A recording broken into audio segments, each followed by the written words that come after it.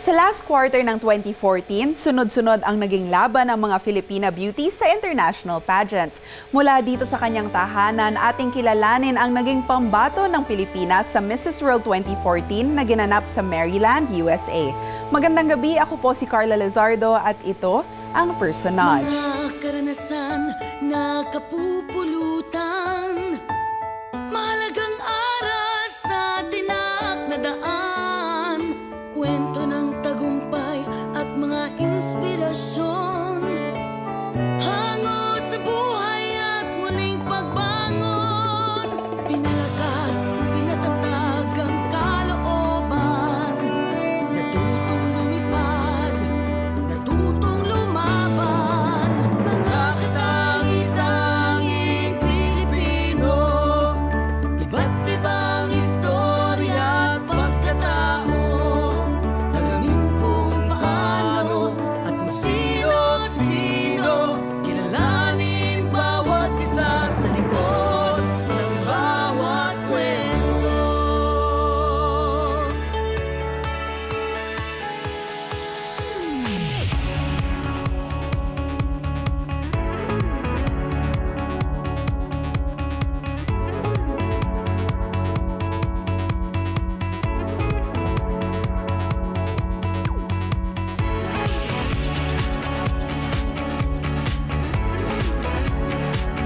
If you want to join the competition, study yourself. Ano ba yung purpose mo? Why do you want to join this competition? Mula sa Abulog, Cagayan, ang 52-year-old na si Marlan, isang personality development coach, interior designer at fashion icon. Mrs. World was your first pageant. Yes. Was it always your dream to become a beauty queen? Yes, it was my dream, but it was suspended because I married at the age of 19. Ano yung na-feel mo nang napili ka to represent the Philippines? Of course, I was elated. Parang I couldn't believe it. My reaction was, why me? Ang dami-daming ang gagandang mga misses who have been beauty queens, like that. And then, Tito Ovet, the national director of the Mrs. World in Philippines, said, we need somebody who has also contributions in the community. And it so happened that I am a long-time member of the Lions Clubs International. So, sige, we'll try. Sabi ko. So, I started preparing for it. Nang sinabi sa'yo ni Tito Ovet na you were gonna be the representative, gaano katagal yung time mo to prepare para sa international pageant? Actually, originally kasi, Mrs. World should have been May. So, I was told February, March, April, May. So, I only had 3 months to prepare. But then I said to myself, 3 months is too short. And it's my first pageant. But I'll try my best to prepare on a short span of time. So, and then, pagdating ng March, I was told that it's gonna be moved to July. So, I was so happy. Okay, I'll have more time to prepare. Yeah. And then when it was July, I was informed that it's going to be moved October. So I said, it's you know, everything is coming my way. Parang yung wish ko na answer. So, and then finally, I was told again, it will be November. Kaya sabi ko, I was all the more happy because the more I can prepare. So, KF helped me to prepare for it. Actually, hindi kami nahirapan kasi sobrang willing siya matuto. And then may background na rin siya sa mga ganon. So, hindi na kami nag-start ng basic kasi meron na siyang alam paano sa hair and makeup, sa mga styling niya. So, konting siguro alter na lang ng siguro bawas dito or dagdag ng kasi may alam na nga siyang Tsaka madali siyang matuto talaga. Yung sa damit kasi supposed to be magwa-white kami. But then mga last minute, siguro mga a month before ng competition niya, sabi niya magkuha na lang tayo, parang gusto ko mag-yellow. So I have to change everything. Yung damit niya is it was like a French lace na was sexy, na punong-puno siya ng Swarovski na tapos flowy lang yung baba na may sleeve para malambot lang yung dating niya. Actually, ang ganda ng pagka-yellow. So, sa lahat ng pumasok sa top 10, siya lang yung naka-yellow. So, and then yung gamit niya is as in bagay sa kanya talaga. Tapos nagmukha siya matangkad kasi nga yung sakat ng gown. Tsaka may kitang yung legs niya, so mas mahaba siyang tingnan.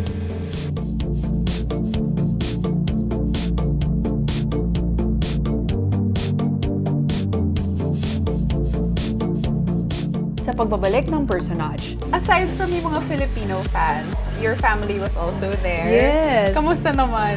Wow. Actually, they even thanked me because they said, it is because of this Mrs. World that we have united.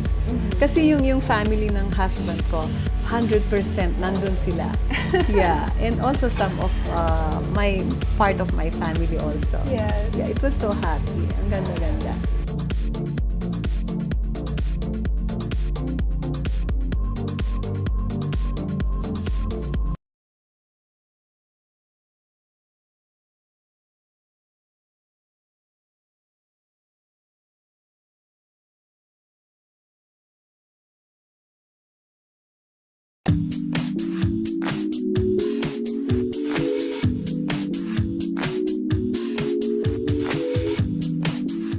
Masaya rin si Marlan sa suportang ibinigay sa kanya ng kanyang kabiyak na si Alexander Manguba at ng 5 nilang anak sa kanyang pagsali sa Mrs. World 2014. What did your husband say? Was he supportive about your decision to join? Very much. Actually, he was the reason why I pushed through with the Mrs. World. Because if not, I would not join. It would be hard to be joining a pageant wherein your husband is not in full support of you. Yeah, of course.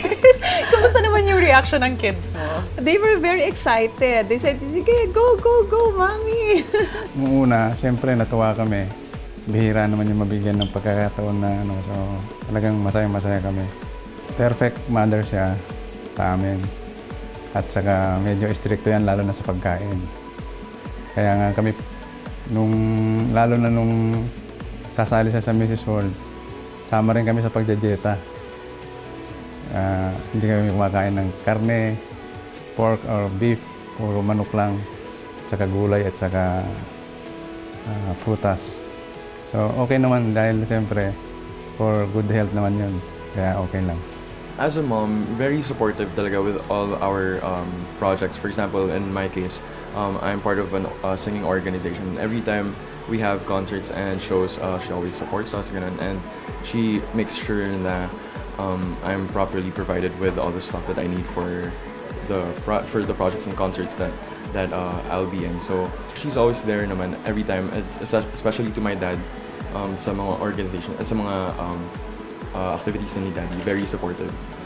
I also love drawing since then. So since I was young, she has been supporting with she's been supporting me with like the materials and drawing for me to enhance my skills. And also in school, she has been very supportive of me, and she has been very proud of our achievements. So at least I was able to also make her proud. Aside from yung mga Filipino fans, your family was also there. Yes. Kamusta naman? Wow. Actually, they even thanked me because they said, it is because of this Mrs. World that we have united. Kasi yung family ng husband ko, 100% nandun sila. Yeah. And also some of my part of my family also. Yes. Yeah, it was so happy. Ang ganda-ganda. Congratulations for your achievements kasi sobrang like all the Filipinos are really inspired and proud of her, and yun, very proud of her every day. I pray for her, and I pray for the family para more blessings for us and for everyone. Yeah, I also like to congratulate her because this is like her first international pageant, and being one of the top 10 contestants and the only ASEAN candidates. That's an awesome thing. So yeah, I'm really proud of my mom, and I'll just keep on praying for her and for more achievements to come. Pagpatuloy lang niya yung mga ginagawa niya, yung pagtutulong sa mga nangangailangan, at saka yung regiment niya, yung pag-maintain niya ng beauty niya, tuloy-tuloy lang.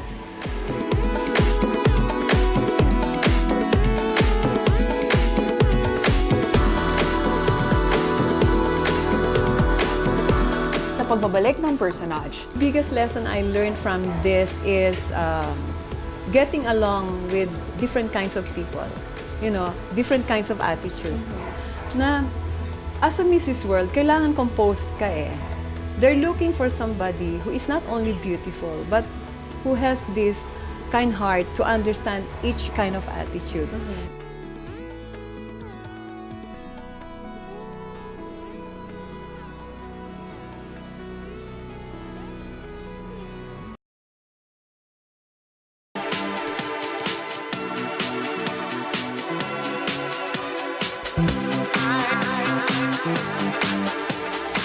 Hindi man pinalad na manalo ay malaking karangalan na ang makapasok sa semifinals si Marlan at habang buhay din niyang dadalhin ang mga karanasan sa naturang kompetisyon. So pag-usapan natin yung pageant mismo, Mrs. World. So the time came na you flew out to Maryland. Yes. Tell us about the experience. Well, it's really one of the greatest experience in my life. Kasi when I was there, nalaman ko na 4 pala sa kanila ang sumali na sa Miss Universe. So I never expected na ganun pala kataas yung level niya. Yeah. And it's not like other Mrs. pageants na they don't wear the swimsuit. Dito, swimsuit talaga at wala kaming sarong. Yeah. Nag-ano nga kami, we were requesting for sarong. Some of us, kasi syempre married kami, so we need something to cover us, na hindi laging nakalanta, ganyan. Pero wala talaga eh. It was really a tough competition kasi yung isang candidate, si Serbia, she is 6'3". Si Belarus, yung nanalo, the title holder, she is 6-footer. Okay. Artista siya. And then, si Serbia, celebrity din, TV host. So, ang daming celebrities sa kanila. Kaya sabi ko, I'll just do my best. But I felt, first day pa lang, na may chance akong pumasok sa top 10. Yes. But then, nung tinawag na yung top 10, dun ko nakita na kulang ako sa height. Ako ang pinakamaliit sa kanila. And nung tinawag ako, I was beside Mrs. Belarus, who is really towering. So I said, sige, okay lang. Pero still, you were the only Asian to make it to the top 10. Yes, Of I was course, the only Asian. Mrs. World is the most prestigious pageant para sa Yes. mga misses. Yes. So, ano yung na-feel mo nang nakita mo, uy, ako lang yung taga-Asia dito? I was so happy, of course, and I was the number 5 finalist na tinawag. I didn't expect that early na tatawagin ng Philippines. And na-feel ko, when you are in a competition, mafe-feel mo rin yung mga kasama mo eh, na they are aspiring, di ba? O mafe-feel mo yan eh. And marami sa kanila talaga nag-aspire, and yet hindi sila pumasok. So, thankful na rin ako. I'm sure na grabe talaga yung experience na to. What would you say was the biggest lesson that you've learned from this? Actually, the biggest lesson I learned from this is getting along with different kinds of people. Different kinds of attitude. Na, as a Mrs. World, kailangan composed ka eh. They're looking for somebody who is not only beautiful, but who has this kind heart to understand each kind of attitude. And during the rehearsals, lumalabas na yung attitude. No? Di ba? Of course. Kasi, everybody wants to be a star, ganyan. Everybody wants na sila yung mapansin.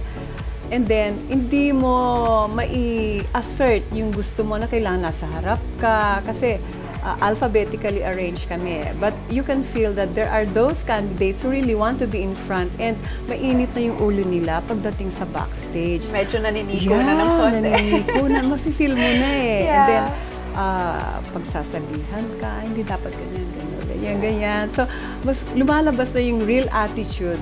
But, sometimes, mawawala rin yung patience mo. But, I always tell myself that Mrs. World should be somebody who is composed, not only beautiful, because how can you ever be an influence to others if you cannot handle yourself? Yes. Diba?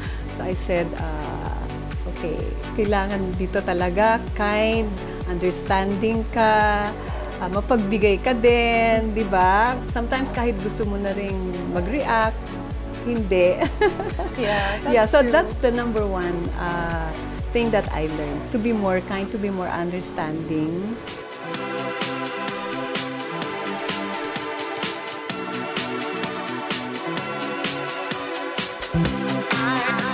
Sa pagbabalik ng Personage, My beauty secret is because my compassion, of my compassion. You know, compassion, and there's a happiness inside that when you help, it makes you happy. That when you make people smile, it makes you happy. Because my advocacy always is to make a difference in others' lives and to help make this world a better place to live in.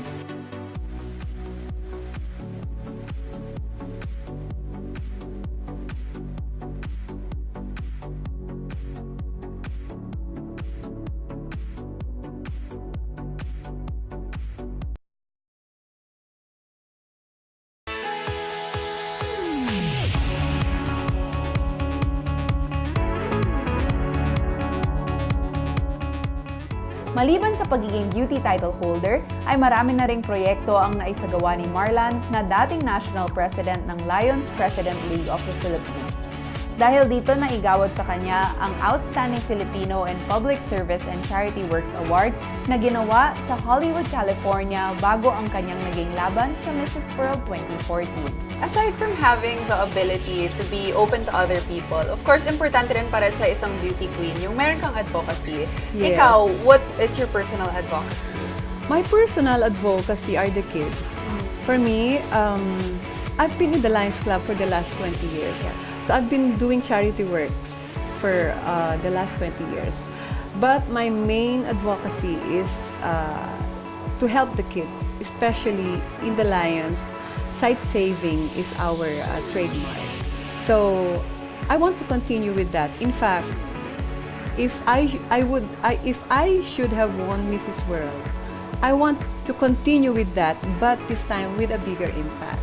Because of course, if you have the title, you will now have more power to implement your advocacy, not only in a certain community, but perhaps in the whole nation and in the whole world as Mrs. World. Yes. Yeah. But you can still do it as Mrs. I can World still Philippines. can do it. Yeah. Yes. And of course, you have big plans for Mrs. World for next year. Yes, Yeah. actually, we have organized the Mrs. World Philippines Foundation because I noticed that in the past, Mrs. World candidates for the Mrs. World, or I mean Mrs. World Philippines delegates for the Mrs. World have been so silent. In fact, when they told me about this, I was surprised. Meron palang ganyan. Bakit di ko naririnig yung ganyan? So, why don't we hold the pageant next year? Para mas maganda yung, mas challenging yung ano natin, yung selection natin. And then so we created a foundation and we're going to start it next year. Yeah. So we're We'll gonna be do watching it. out for yes, that. we'll be doing it during the Mother's Day. Okay, Which is that's May. perfect. Yes, Yeah. yeah. I'm sure all the moms out there have one question in mind. What is your beauty secret? My beauty secret, I'm already 52, and I'm happy to tell you that my beauty secret is because my compassion, of my compassion. You know, compassion, and there's a happiness inside that when you help, it makes you happy. That when you make people smile, it makes you happy.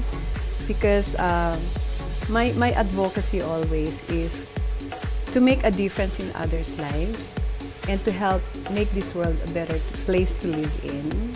Because I also want to influence others to do that. Yes. Because alone we can do so little, and together we can do so much. Spoken like a true beauty queen. What a lovely answer. Finally, what advice would you give to all the moms out there who have this desire na parang bigla nilang naisip, gusto ko rin sumali sa isang pageant ngayon? What advice would you give them? Actually, wala namang particularly a requirement that is needed, no? Siyempre, kailangan naman understandable na kailangan beauty, no? But there should be this inner desire to help. Because if you win the competition, the next thing you do is to help. So, if you want to join the competition, study yourself. Ano ba yung purpose mo? Why do you want to join this competition? Because when I joined, sa prayers ko, Lord, I'm not joining this competition for my own fame, but because I want to do something. I want to represent my country and make my country proud that if I win this competition, I'm going to do something to help the world. Ang kanyang tagumpay ay magsilbisa ng inspirasyon sa lahat na hindi tayo dapat huminto sa pagtupad ng ating pangarap. Darating rin ang lahat sa tamang panahon at pagkakataon. Hanggang sa muli, itong programang naghahatid ng mga kwento ng tagumpay, inspirasyon at pagbangon. Ako po si Carla Lizardo at ito ang Personage.